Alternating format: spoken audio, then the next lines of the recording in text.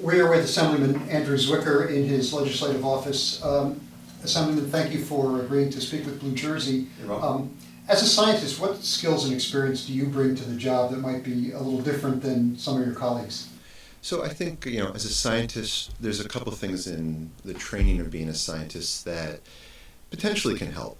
One is, as a scientist, the first thing you do is you try to tackle really big problems and try to come up with innovative and practical solutions. The other thing that you do as a scientist is you allow evidence to guide your decisions. And that's something I talked about a lot as I got into this, is the fact that I'm always going to let evidence guide whatever decisions that I'm trying to make here. And then the last thing, which I think has helped as someone who's come into the legislature for the first time, is that, in a scientific training, you are required to absorb large quantities of information quickly. And that's certainly something that I've had to do in my short time in the legislature. So I think all those together have really helped me as I've tried to hit the ground running and do as much as I can quickly. Okay, before we get into some of your legislative work, just some background for our viewers and listeners. Your professional career is centered around science and science education. Right. What drove you to those fields? So, 20 years ago, the assistant director of the plasma physics laboratory at Princeton, a guy by the name of Rush Holt, he asked me to mentor a student from Trenton Central High School for the summer. And I took this young woman on, and she was in a group of students that included kids from Princeton High School, Montgomery High School, West Windsor. And she had this remarkable drive, and was in an atmosphere that she had never been in before, competing with kids who had much different backgrounds than her. I spent a summer working with her. I changed her life, but she changed mine, because I found this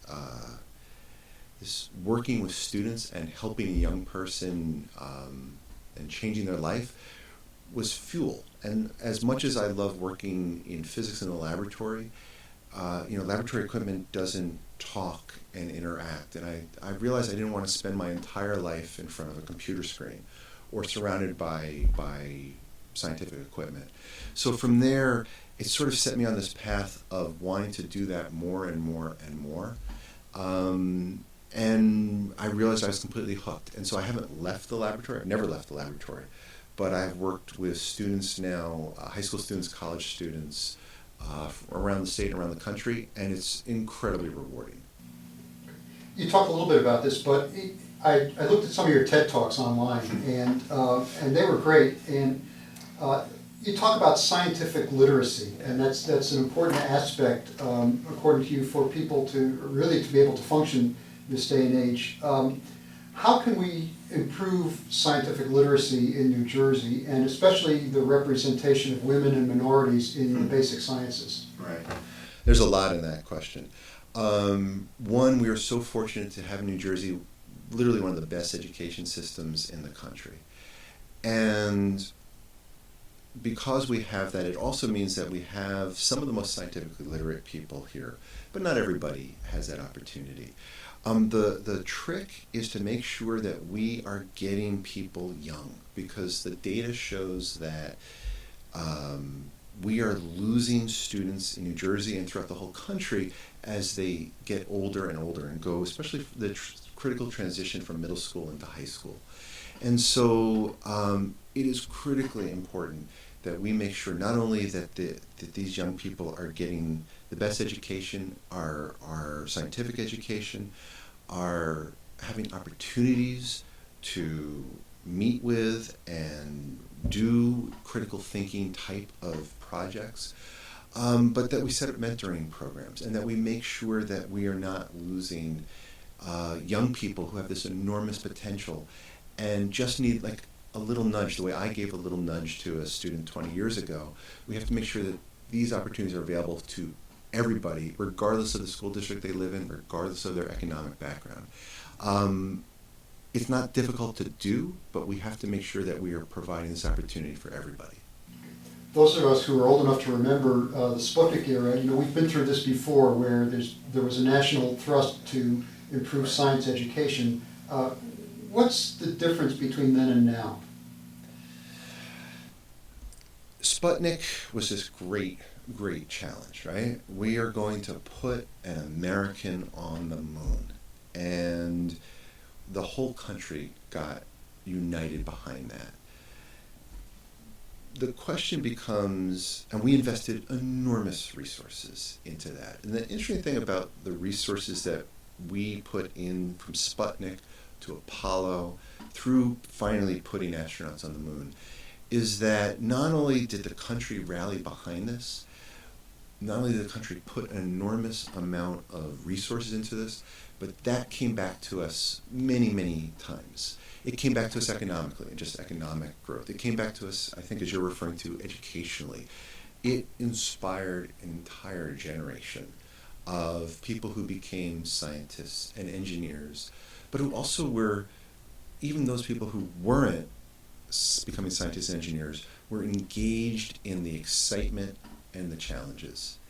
The question today becomes, do we need a Sputnik type of event? Have we lost some of that? And those are tough questions, and to try to figure that out. I would argue that it's there. It's just not necessarily that it's the Russians, it's this group of people that we were pitting ourselves against. It's the entire planet. I mean, it is climate change. It is the literal future of our entire planet. But it's harder to see. It's harder to get emotionally behind, I think, for many people. But the bottom line is that historically, since Sputnik, since Apollo, every dollar that we have invested in science and technology has spurred on our economy. It's been an incredible driver. It has inspired a generation, and it is critically important, as you're alluding to, that everybody, not for their own sake in this highly technological world, is as scientifically literate as they can be, just so they can engage and understand what's going on, whether it is climate change, whether it is something to do around healthcare, or whether it has to do something about the next great technological advance. And so we have got to continue to inspire our young people and make sure that everybody are informed citizens. Okay, let's move on to some of the work that's being done in the legislature. Obviously, you can't work on every issue simultaneously. I'm trying. But as we delve into the budget season, what are your priorities? My biggest priority, it's actually related exactly to the question you just asked.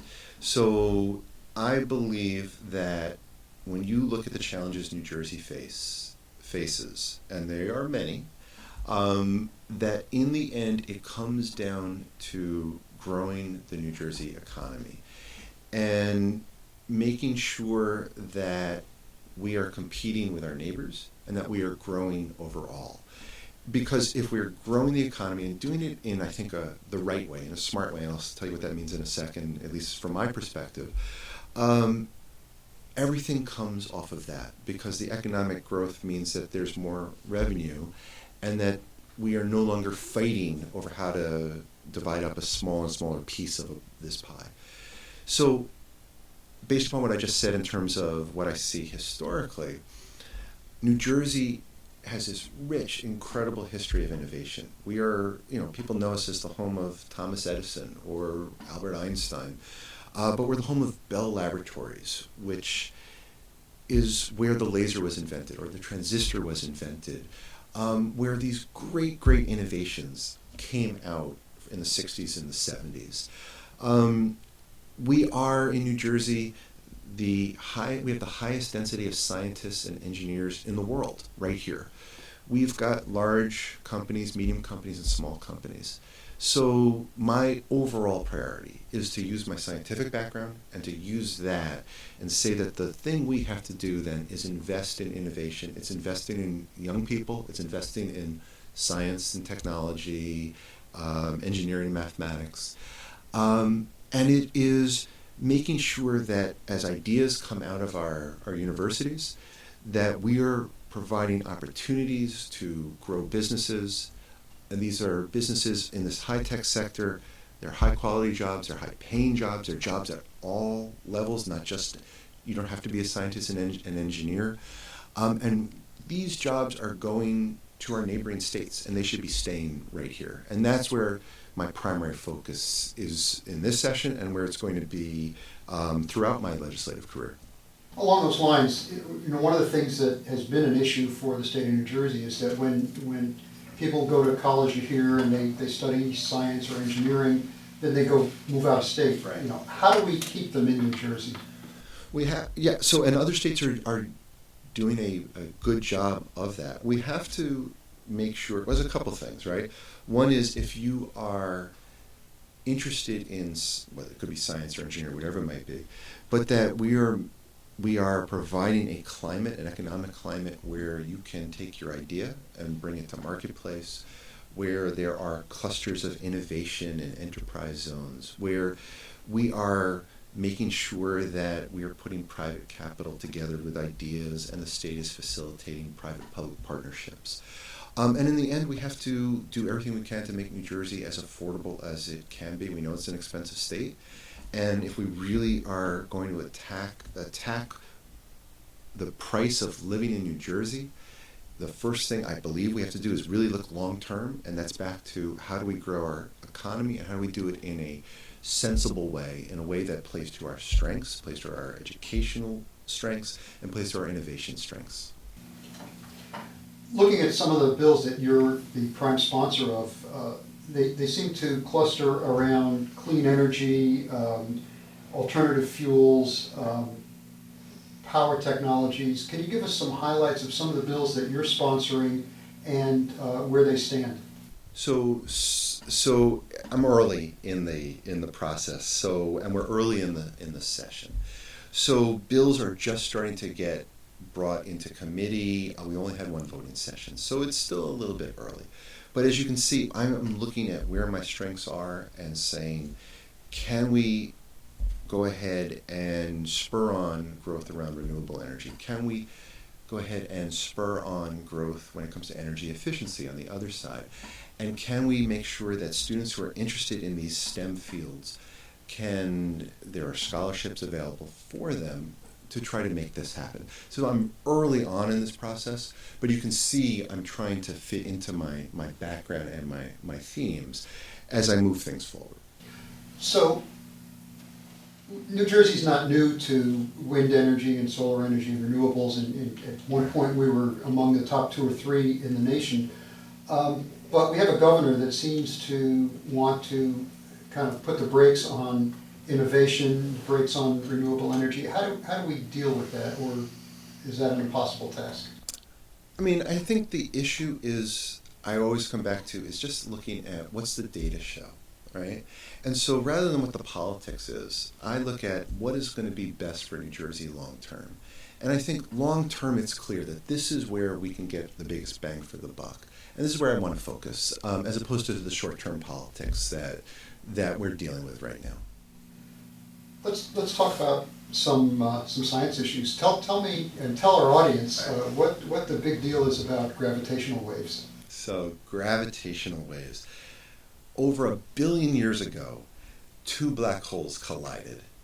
And 100 years ago or so, Albert Einstein predicted this idea of gravitational waves. And a few weeks ago, for the first time, scientists and engineers discovered a little tiny ripple in the space-time continuum that validates Albert Einstein's general theory of relativity. It's one of the great engineering challenges because we measured something smaller than the width of a proton.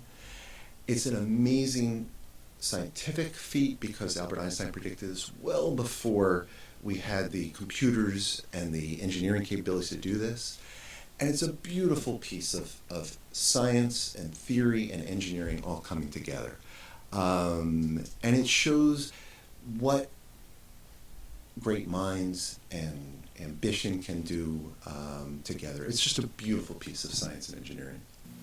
So, many, many years ago, when I was a kid and used to watch the Walt Disney programs, they talked about fusion energy as being the be-all and end-all to our energy problems. And, you know, we've obviously made some progress, but I think you had, in one of your TED Talks, you'd mentioned that it would probably be practical around 2040. Depends on lots of different things. So what- Imagine an energy source that doesn't pollute, doesn't contribute to greenhouse gases, is safe and unlimited. And that's fusion. We want to recreate the center of the sun in a laboratory. It's a long-term project. It's a project the whole world is working on. But it's a beautiful, it's one of the grand challenges, sort of like you talk about gravitational waves. It will change the world as we know it. And it's been a pleasure to be a part of that. And we are building the next generation machines, and if we stay on track, we are a couple of decades away from changing how we produce energy on this planet. It's just a great challenge, and we're really proud to be part of it. So what does that mean for the average person who goes to work from 9 to 5 and Right. Nothing yet, but it means that coming down the road, technology is continuing to change and create a better world. And that there are people working all over this planet to try to make this world a little greener, a little safer, and make sure we're leaving it for a better place for our children and our grandchildren.